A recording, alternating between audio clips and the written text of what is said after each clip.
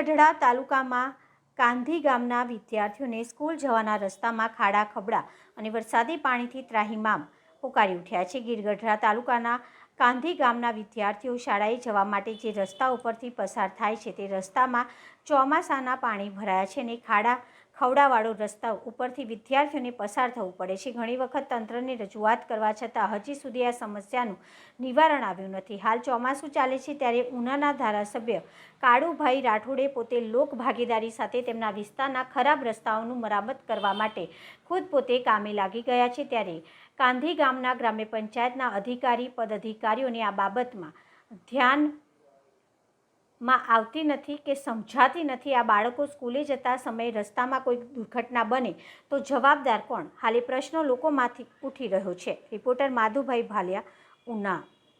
જય ગુરુદેવ। મારું નામ પ્રદીપભાઈ ઉપાધ્યાય, આનંદ આશ્રમના ભૂતપૂર્વ ગુરુજી। આજરોજ ગુરુ પૂર્ણિમાનો મહોત્સવ ઉજવવામાં આવેલ છે, જે ખાસ કરીને મોજીદડ આનંદ આશ્રમમાં જે શિષ્ય વર્ગ દ્વારા અન્ય ગામથી આવી અને ગ્રામજનોના જે ગુરુબંધુઓ છે બધા એકત્રિત થઈ અને ધામધૂમપૂર્વક છે ઉજવેલો છે।